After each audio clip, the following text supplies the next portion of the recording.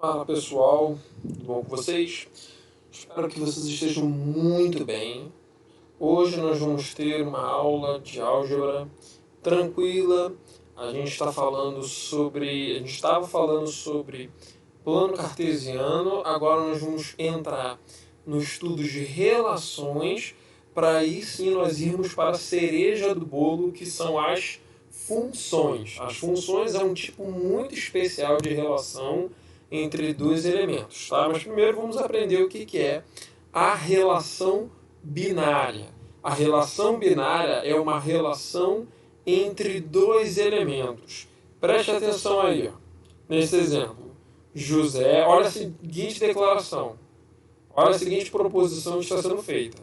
João é primo de José. Se considerarmos João como o elemento A e José como o elemento B, nós vamos ter essa relaçãozinha aqui, ó, de A para B. João, primo de José. Tá ok? Isso é uma relação. Nós temos um conjunto com elementos que vão se relacionar com elementos do outro conjunto, tá? Nós vamos aprender nesse exato momento quais coisas podem acontecer em uma relação que a gente vai descobrir depois que não podem acontecer em uma função, tá? Então aqui já fica até uma dica do que a gente vai ver, coisas que não podem ocorrer em uma função, já para você já ficar atento a esse tópico.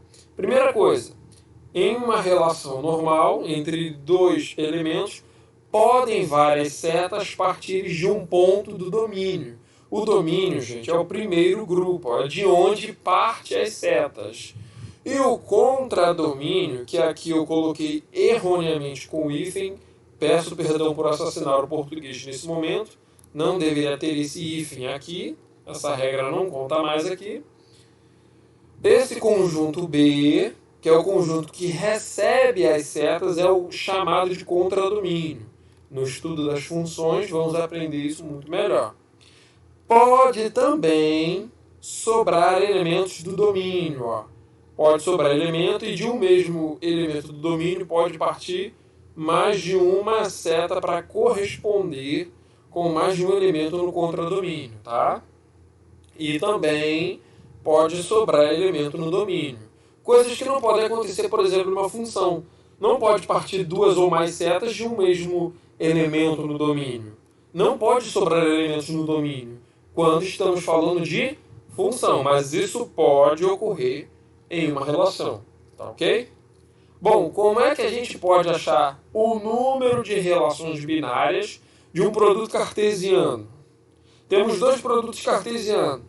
Queremos achar quantas combinações naquele diagrama que a gente acabou de mostrar, ó, esse aqui, quantas relações podem ser feitas?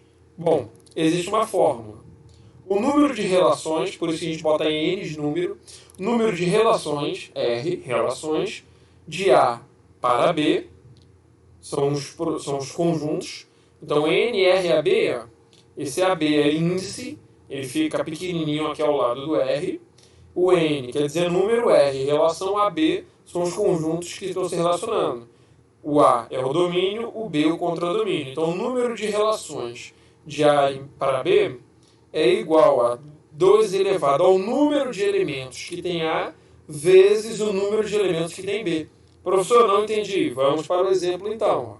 Determine o número de relações binárias de A em B, em que A seja os elementos A, B e C e o conjunto B seja os elementos D e E.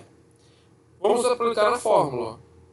Número de relações binárias que tem de A em B vai ser igual ao número 2 elevado ao número de elementos que tem o A vezes o número de elementos que tem o B. Isso aqui deveria ser um B maiúsculo, tá? Foi um vacilo novamente aí, peço perdão a vocês. Corrijam aí se vocês forem fazer a anotação. Bom, vamos contar quantos elementos tem o conjunto A, B e C, 3 elementos. Coloca aqui então o número de elementos. Ó. O número de elementos de A é 3, então eu substituo aqui e coloco 3. No segundo conjunto, que é o B, nós temos dois elementos, o D e o E. Então colocamos aqui 2, porque na fórmula ele pede o número de elementos do conjunto B. Bom, 2 elevado a 3 vezes 2 é igual a 2 elevado a 6. 2 elevado a 6 é igual a 64. Então a resposta é: haverá 64 relações binárias possíveis se a gente fizer o diagrama de Venn. A gente bota A e B, né, cada um no seu diagrama, tendo 3 aqui, 2 aqui, a gente consegue fazer 64 relações binárias diferentes, partindo de A para B, tá? Outro exemplo aqui, ó, como é que a gente poderia descobrir, por exemplo, o número de elementos em um conjunto, sabendo o número de relações binárias, ó. Determine o número de elementos do conjunto A, então ele quer saber o número de elementos do A, sabendo que o número de relações binárias de A em B é 16. Então ele já disse, ó, que o número de relações de A em B são 16 elementos. E o número de elementos do conjunto B é 2. Então ele diz que o número de elementos de B é 2.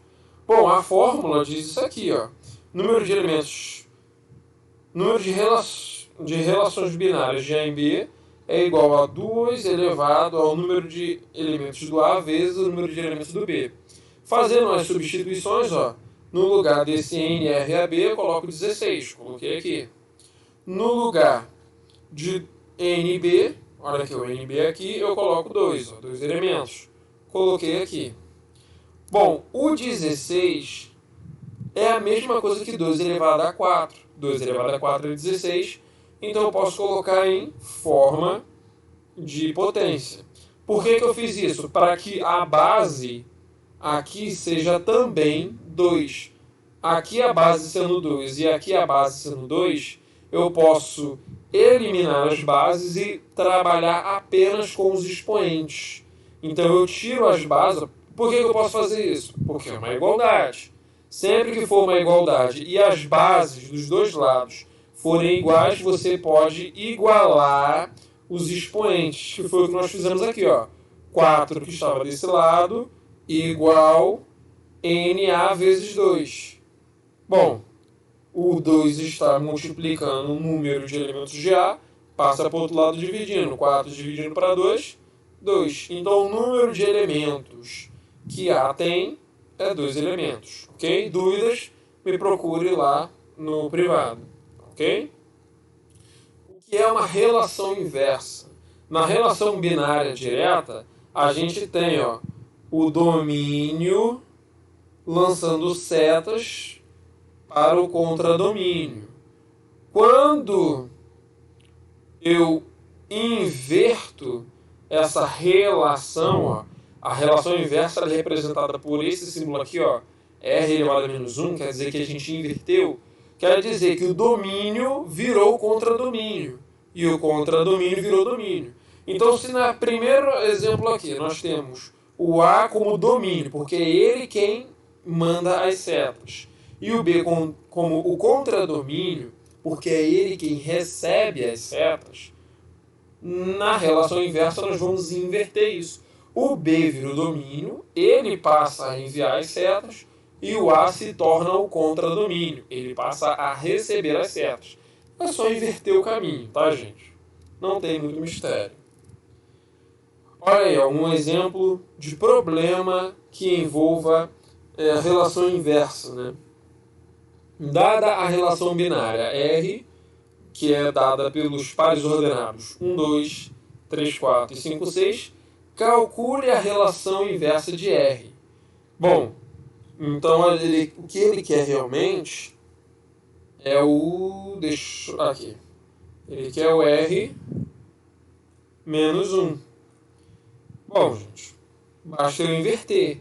Quem era do domínio, ó, quem era do domínio, do X, porque se a gente armar o diagrama de Venn, vai ser sempre assim, ó. Aqui os elementos serão X, aqui os elementos serão Y. Aqui é o domínio e aqui é o contradomínio. Então é o elemento daqui mandando seta para o elemento de lá. Tá? Quem é domínio vira contradomínio. E quem é contradomínio, ó, quem é y, vira domínio. Então olha aqui, ó, o 2 era contradomínio, era y. Aqui o 2 passa a ser domínio. O 1 era domínio na relação direta.